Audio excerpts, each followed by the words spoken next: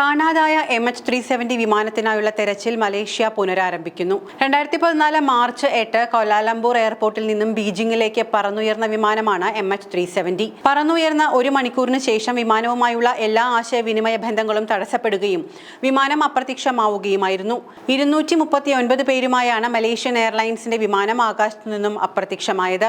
ഏറെ ദുരൂഹതകൾ നിറഞ്ഞ തിരോധാനം. കാണാതായ വിമാനത്തിനായി ലോകത്തിലെ ഏറ്റവും വലുതും ചെലവേറിയതുമായ തിരച്ചിലാണ് പിന്നീട് നടന്നത്.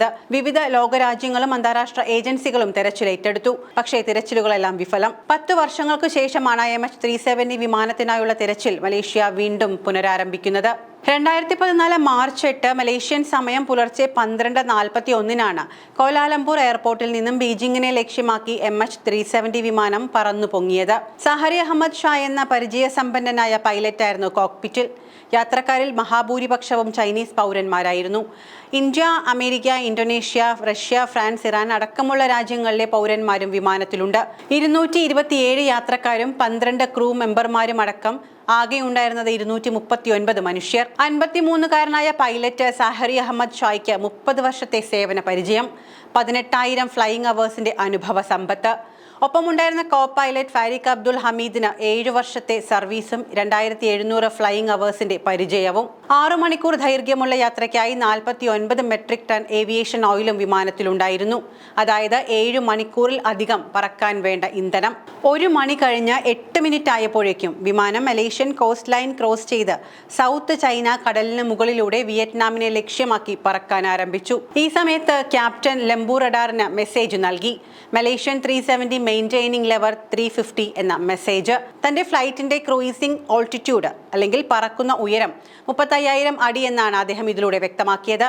മലേഷ്യൻ സമയം 1 മണി കഴിഞ്ഞ് 19 മിനിറ്റ് ആയപ്പോഴേക്കും ഈ വിമാനം വിയറ്റ്നാം എയർ ട്രാഫിക് കൺട്രോളിന്റെ പരിധിയിലേക്ക് കടന്നിരുന്നു. അത് സൂചിപ്പിക്കാനായി ലംബു റഡാർ ഏരിയ സെൻട്രലിൽ നിന്നും MH370യിലേക്ക് ഒരു സന്ദേശം ചെല്ലുന്നു. അതിങ്ങനെയാണ്: Malaysian 370 contact Ho Chi Minh 120.9 good night. ഇതായിരുന്നു MH370 വിമാനത്തിൽ നിന്നും പുറം ലോകത്തിന് കിട്ടിയ അവസാനത്തെ ട്രാൻസ്മിഷൻ. ഇതുവരെ ദിശയും വിവരങ്ങളും വളരെ കൃത്യമായി നോർമലായി നടക്കുന്നു. എന്നാൽ നിമിഷങ്ങൾ കടന്നുപോയി.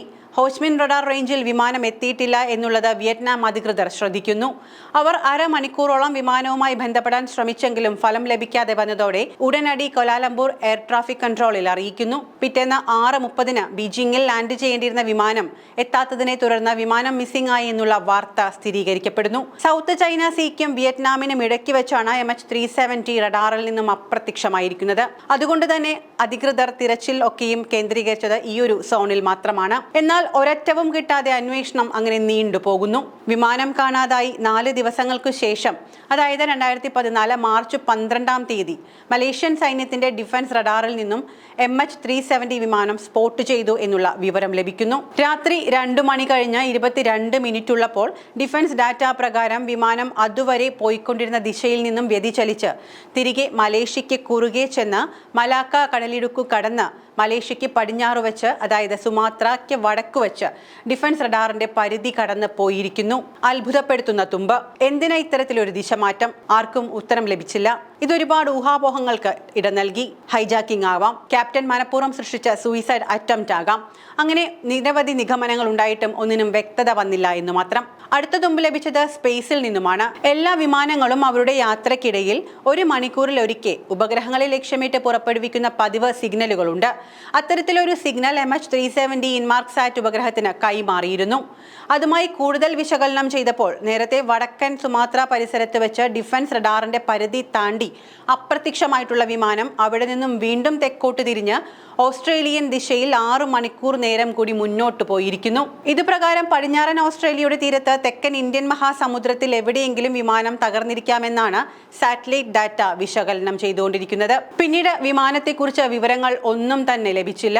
239 പേരുമായി മലേഷ്യൻ എയർലൈൻസിന്റെ വിമാനം ആകാശത്ത് നിന്നും അപ്രത്യക്ഷമായത് ലോകത്തിലെ ഏറ്റവും വലിയ വ്യോമയാന രഹസ്യങ്ങളിലൊന്നായി ഇന്നും തുടരുന്നു. കാണാതായ വിമാനത്തിനായി ലോകത്തിലെ ഏറ്റവും വലുതും ചിലവേറിയതുമായ തിരച്ചിലാണ് പിന്നീട് നടന്നത്. വിവിധ രാജ്യങ്ങളും അന്താരാഷ്ട്ര ഏജൻസികളും തിരച്ചിലുകൾ ഏറ്റെടുത്ത് മുന്നോട്ടു പോയി. അപകടം നടന്ന് 1.25 വർഷത്തിന് ശേഷമാണ് മലേഷ്യൻ വിമാനത്തിന്റേതെന്ന് കരുതുന്ന അവശിഷ്ടം ആദ്യമായി ഇന്ത്യൻ മഹാസമുദ്രത്തിൽ കണ്ടെത്തിയത്. 2 ലക്ഷം ചതുരശ്ര കിലോമീറ്റർ വ്യാപ്തിയിലും 4.5 കിലോമീറ്റർ വരെ ആഴത്തിലും ആളില്ലാത്ത മുങ്ങിക്കപ്പലുകൾ ഉപയോഗിച്ചും അത്യാധുനിക ശാസ്ത്രീയ സംവിധാനങ്ങളുടെ സഹായത്തോടെയുമായിരുന്നു തിരച്ചിൽ.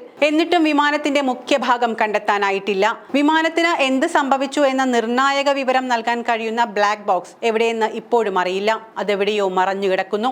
വിമാനം കാണാതായ ദിവസം ഒരു വിമാനം ഉയർന്ന ശബ്ദത്തിൽ താഴ്ന്നു പറന്നതായി നാട്ടുകാർ പറഞ്ഞിരുന്നു. 2017 ജനുവരിയിൽ വിമാനം തകർന്നു വീണെന്ന് കരുതുന്ന സ്ഥലത്ത് നടത്തിയ തിരച്ചിൽ പരാജയപ്പെട്ടതോടെ ദൗത്യം അവസാനിപ്പിക്കുന്നതായി ഓസ്ട്രേലിയ, മലേഷ്യ, ചൈന എന്നിവർ പ്രഖ്യാപിച്ചു. പിന്നീട് 2018 വിമാനത്തിലുണ്ടായിരുന്നവരുടെ ബന്ധുക്കളുടെ സമ്മർദ്ദത്തെ തുടർന്ന് അമേരിക്കൻ സ്വകാര്യ കമ്പനിയായ ഓഷ്യൻ ഇൻഫിനിറ്റിയെ മലേഷ്യ തിരച്ചിൽ ദൗത്യം വീണ്ടും ഏൽപ്പിക്കുന്നു. 2018 മെയ്യിൽ ഓഷ്യൻ ഇൻഫിനിറ്റിയും പരാജയം സമ്മതിച്ച് തിരച്ചിൽ അവസാനിപ്പിക്കുന്നു. അതോടെ മലേഷ്യ വീണ്ടും തിരച്ചിൽ അവസാനിപ്പിച്ചു എന്ന് പ്രഖ്യാപിക്കുന്നു. അതിനൊക്കെ വിരാമമിട്ടുകൊണ്ടാണ് ഇപ്പോൾ കാണാതായ MH370 വിമാനത്തിനായുള്ള തിരച്ചിൽ മലേഷ്യ വീണ്ടും പുനരാരംഭിക്കുന്നു എന്ന വിവരം പുറത്തുവരുന്നത്. ഇതോടെ 10 വർഷങ്ങൾക്കു ശേഷം കടലിൽ ആണ്ടുപോയ MH370 വിമാനത്തിന്റെ തിരച്ചിലിന് വീണ്ടും ജീവൻ വെക്കുകയാണ്. കോലാലംപൂർ വിമാനത്താവളത്തിൽ നിന്ന് പറന്നു പൊങ്ങിയ ആ വിമാനത്തിന് പിന്നീട് എന്ത് സംഭവിച്ചു എന്നതിന്റെ ദുരൂഹതയുടെ ചുരുൾ അഴിക്കാനാണ് ഇപ്പോൾ മലേഷ്യൻ സർക്കാർ ശ്രമിക്കുന്നത്.